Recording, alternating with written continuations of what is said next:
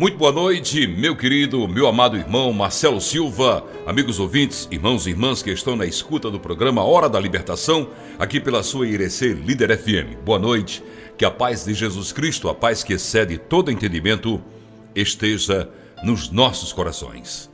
Na mensagem do dia de hoje eu quero falar a respeito da fé, da murmuração, das pessoas que são incrédulas por natureza. Porque existem pessoas que quando olham para uma situação, já veem antecipadamente a derrota. E eu estou falando de crentes, evangélicos, às vezes até conhecedores profundos da palavra de Deus, mas que não vivem essa palavra. Eles entraram na palavra, mas a palavra não entrou nos seus corações, na sua mente, não passou a fazer parte de suas vidas.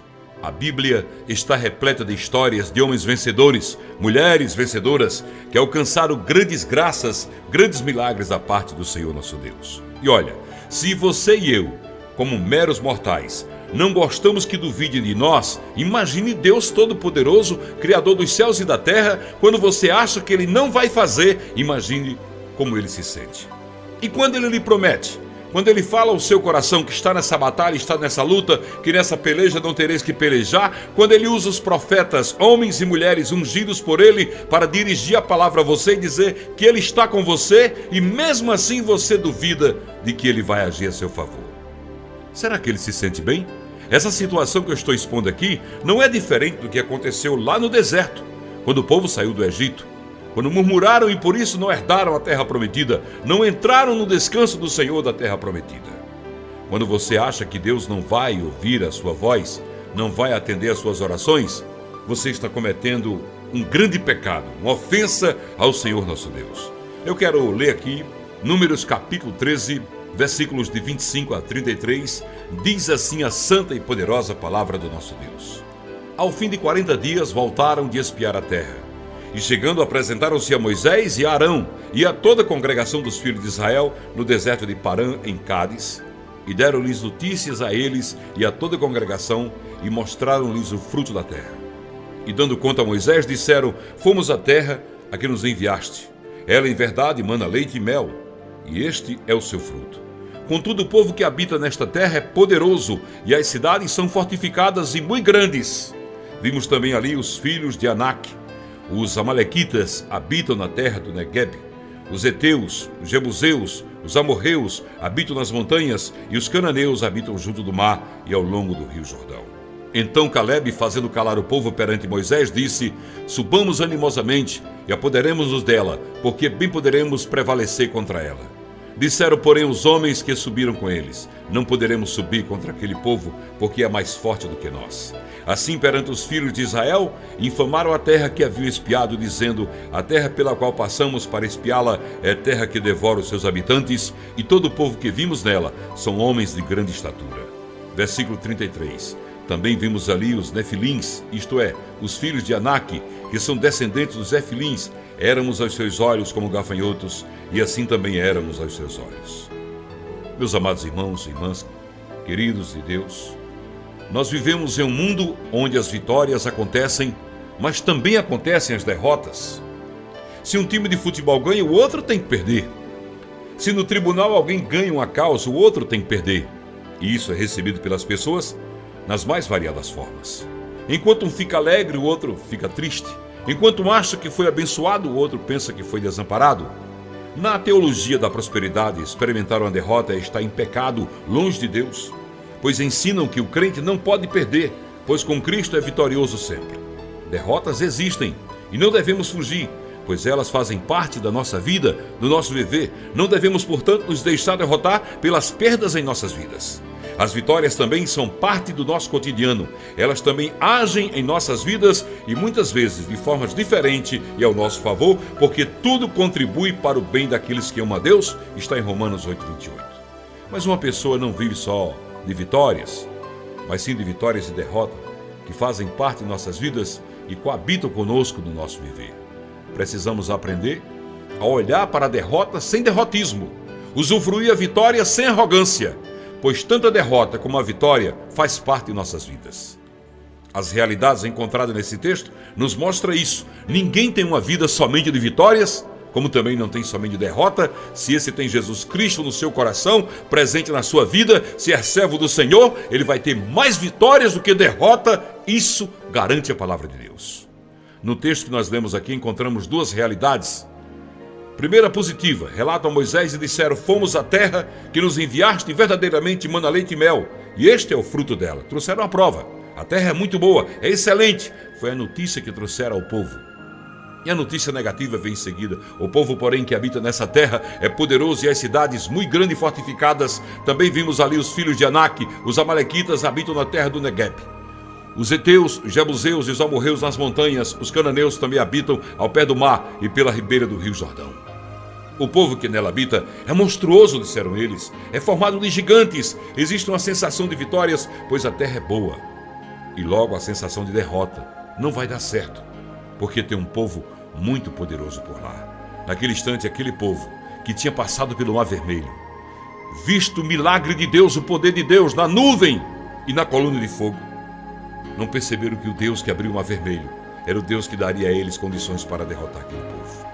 A atitude dos 10 espias foi concentrada não no positivismo e na possível vitória, mas no negativismo, pois viram derrota como coisa concreta, já anteciparam a derrota, nem sequer sonharam com a vitória que Deus poderia lhes dar. Primeiro confessaram a derrota antes de serem derrotados. Porém os homens que com eles tinham subido disseram: não podemos subir contra aquele povo. Versículo 31. É triste ver alguém confessando a sua incapacidade antes de ir à luta, antes de provar o seu Deus. Não posso, não vou conseguir, não vai dar certo, eu não alcanço. Isso é confessar a derrota antes de enfrentar o inimigo, antes de Deus mostrar o seu poder. E isso é uma ofensa ao nosso Deus, porque Ele é o Deus poderoso, Criador dos céus e da terra. Glória a Deus, aleluias. Ele é um Deus de vitória, é varão de guerra e ninguém consegue derrotá-lo. Segundo, ressaltar os defeitos e os problemas ao invés das coisas boas que estavam ali. E diante dos filhos de Israel, infamaram a terra que haviam espiado, dizendo: a terra pelo meio da qual passamos a espiar é terra que devora os seus moradores. E todos os homens que vimos dela são de grande estatura. Viram o tamanho daqueles homens, infamaram a terra.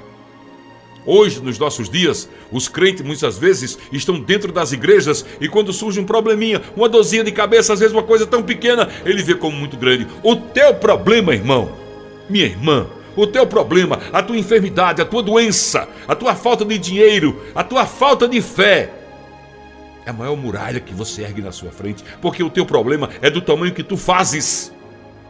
Se o teu problema é grande e tu disseres: eu vou a ti, em nome do Senhor dos Exércitos, o Senhor meu Deus a quem eu sirvo e conheço, e sei que Ele vai te derrotar, porque Ele está na minha frente, você sairá vitorioso. Faça como Davi, Golias com a espada de 9 quilos, com a armadura, aquele homem de uma estatura enorme, segundo a história, tinha mais de 3 metros de altura. Então aquele homem tinha tudo para derrotar aquele garotinho com uma funda e 5 pedrinhas na mão. Mas ele disse: tu vens a mim com a espada e lança, mas eu vou a ti em nome do Senhor dos Exércitos. Oh, glória a Deus. Em nome do Deus vivo, o Deus de Israel. E tu verás que nós temos Deus. E derrotou ele. Terceiro, aqueles homens aumentaram as dificuldades quando voltaram de espiar a terra. Também vimos ali, disseram eles, gigantes. Eram aos nossos próprios olhos como gafanhotos, e assim também éramos aos seus olhos.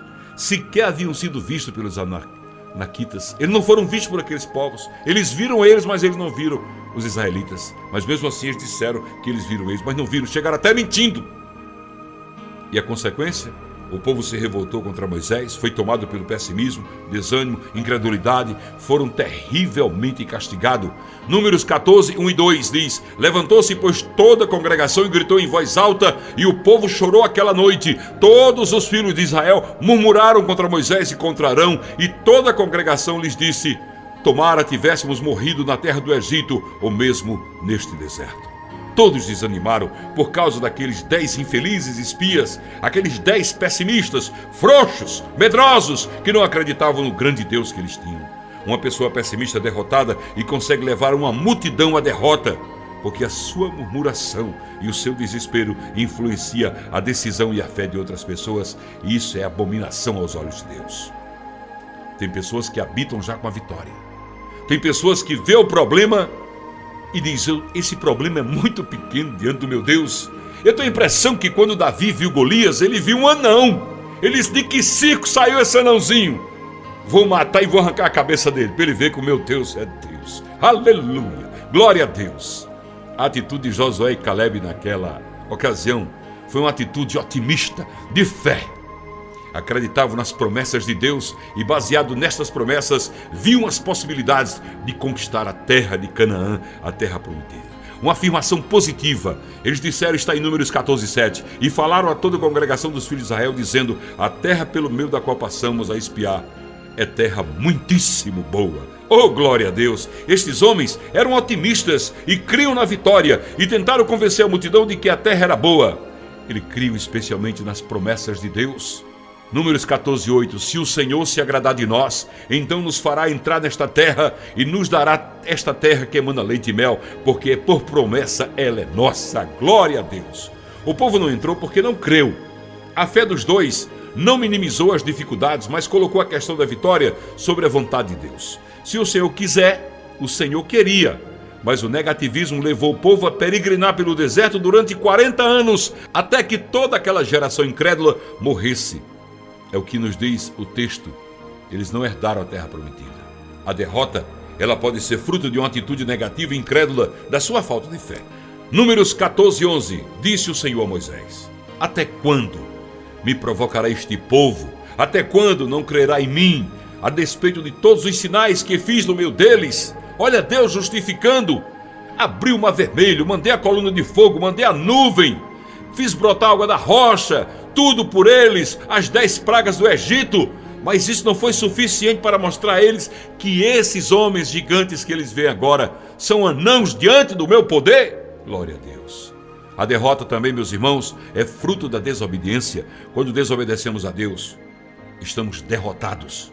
O temor ao Senhor é o princípio de toda sabedoria, diz a poderosa e santa palavra. Números 14:22 e 23. Nenhum dos homens que, tendo visto a minha glória e os prodígios que fiz no Egito e no deserto, todavia me puseram à prova já 10 vezes e não obedeceram a minha voz. Nenhum destes virá à terra que com juramento prometi a seus pais. Sim, nenhum daqueles que me desprezaram haverá. Está vendo? A ira de Deus se manifestando. Nos tornamos vítimas de nossas palavras e da nossa visão quando duvidamos da existência do nosso Deus. Números 14, 27, 28 e 29. Até quando sofrerei esta má congregação que murmura contra mim? Disse Deus.